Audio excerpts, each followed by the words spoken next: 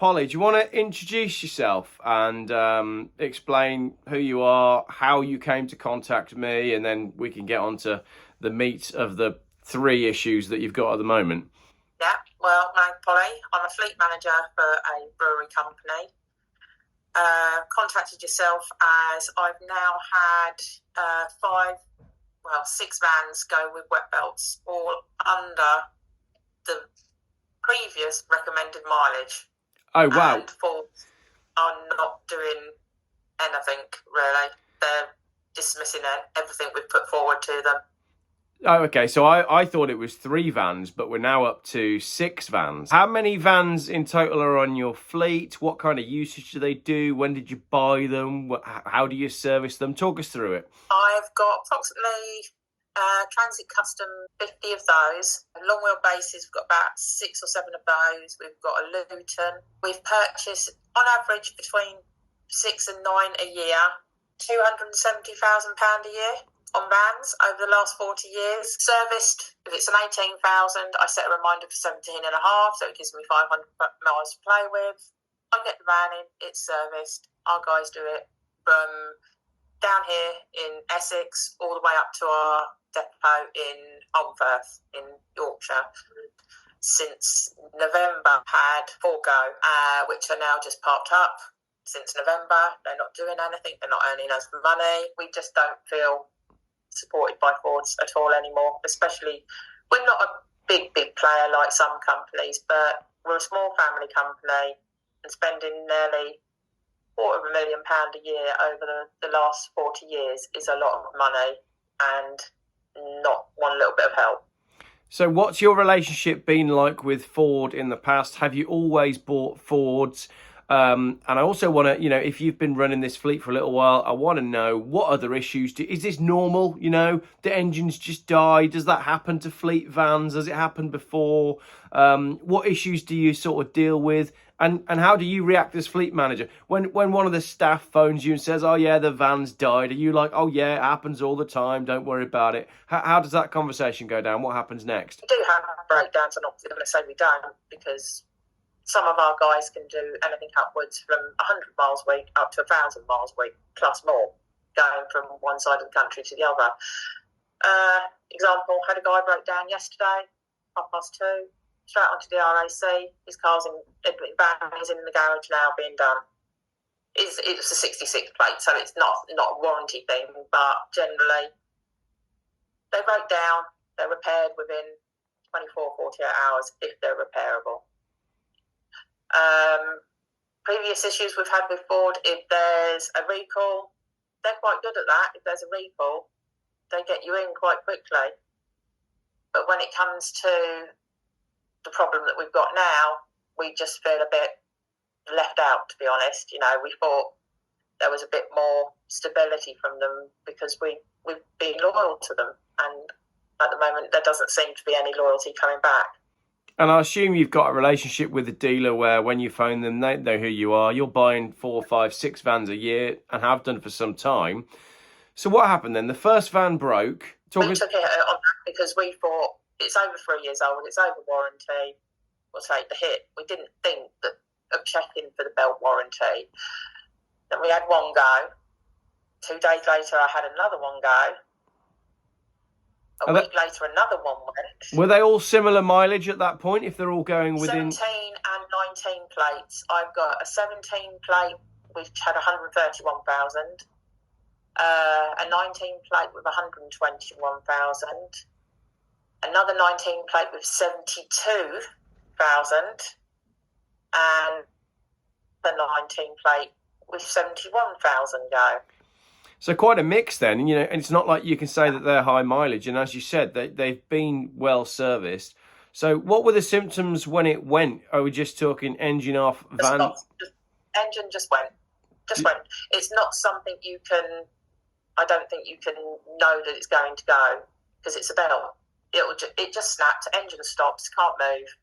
As soon as one of the guys calls me and says, "My engine's going and it was driving, I've no warning lights and it's just died, I can't start it," and I'm like, yeah, that's the belt.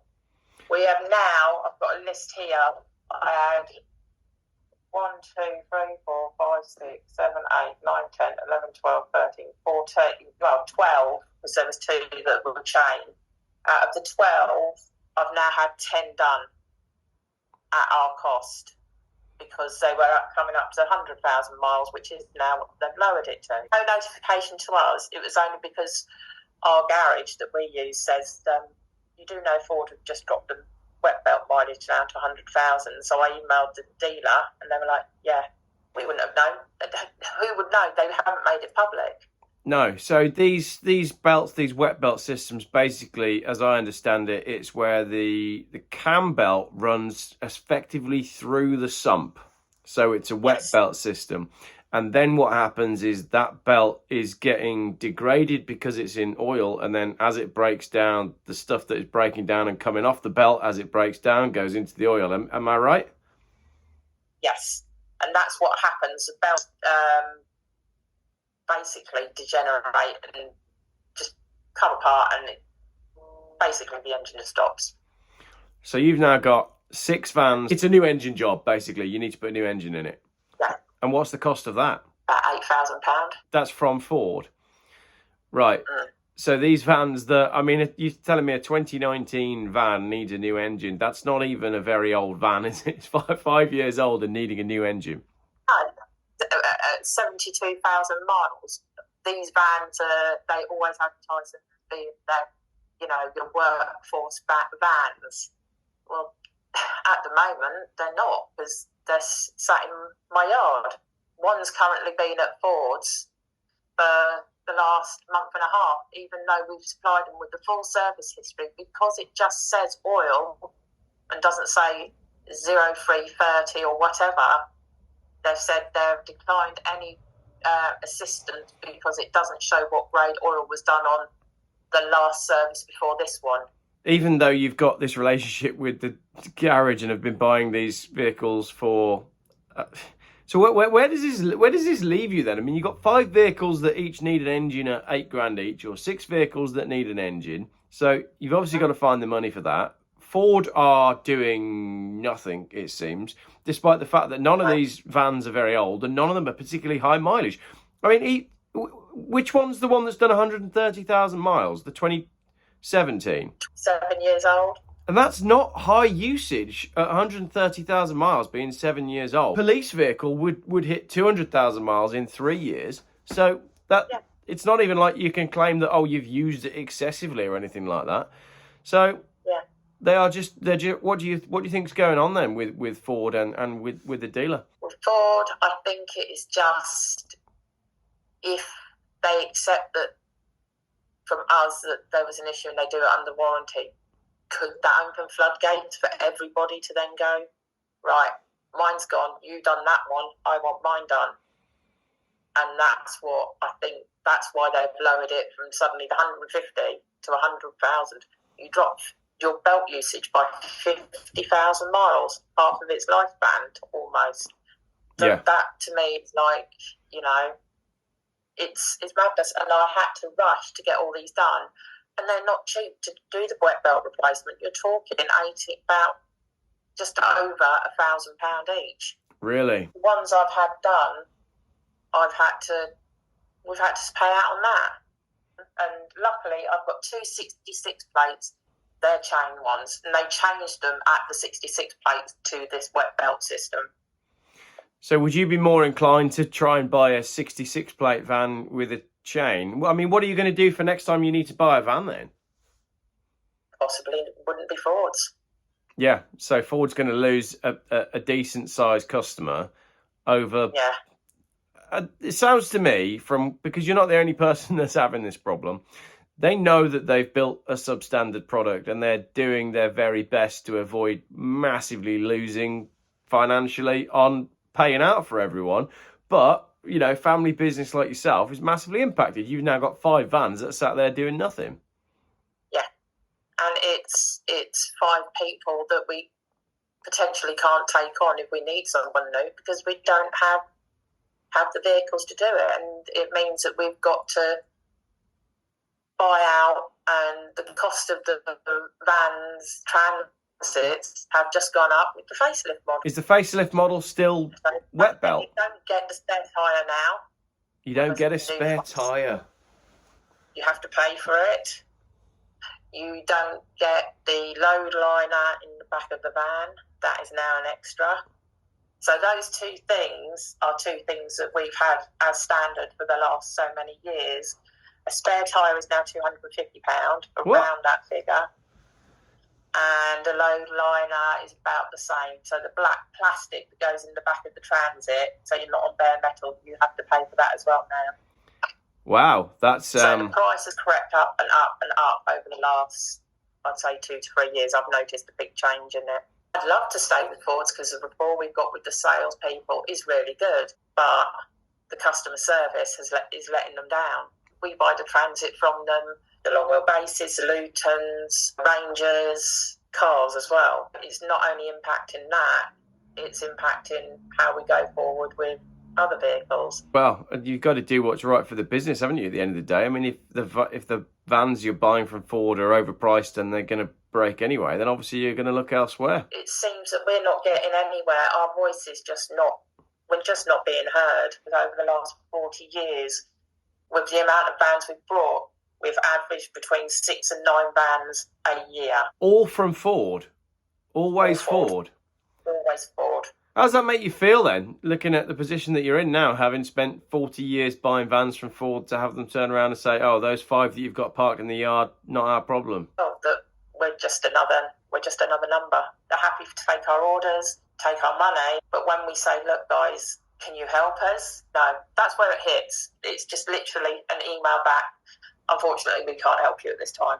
They're clutching at straws there, aren't they? They've known you guys for 40 years. They've known your service department for 40 years, and they know that you're not going to put olive oil in it. Well, I mean, what oil do they think that you've put in it?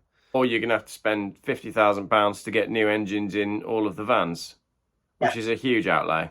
I think we'll put this one out on YouTube as like the first video, and we'll see what happens next. Because if I put this out on YouTube and say, maybe everybody else in the comments can come forward and tell me their wet belt problems or Ford fleet wet belt problems, I suspect we're going to have another video to make out of the comments, because this is happening up and down the country. So I think if I can use the YouTube channel to you know, bring your case forward with Ford, then great. But that just sounds ridiculous to me, that vehicles that are meant to be hard-wearing work vans are breaking after 72,000 miles. It's just not acceptable. I worked it out. Over the last 5 years, we've spent 1.3 million on vehicles.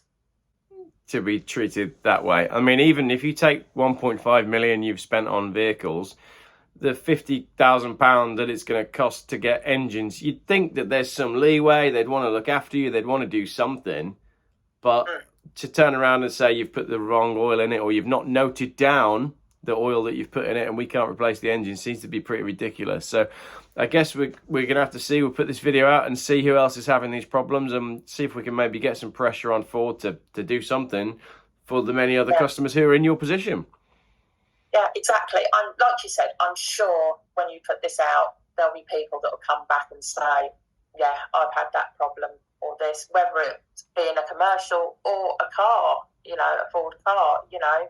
I'm sure that there is countless people that have just taken it on the chin because they thought, oh, it's over the 3-year-old warranty. Oh, it won't be covered by warranty. And they just go out and pay for it. Unfortunately, some people think, you know, it's the wear and tear item because it's a belt. The clutch isn't covered as the under a warranty as such. It's a wear and tear item. The thing is, when the clutch goes, it doesn't wipe out the gearbox, does it? Whereas when the belt goes, it does wipe out the engine. Exactly. So, you know, we need Ford to be giving us reliable information on the lifespan on these things. And if they're saying 150,000 miles and they're braking at 70,000 miles, then that's a Ford problem. That's not a user problem. It's not a van problem. That's a Ford problem.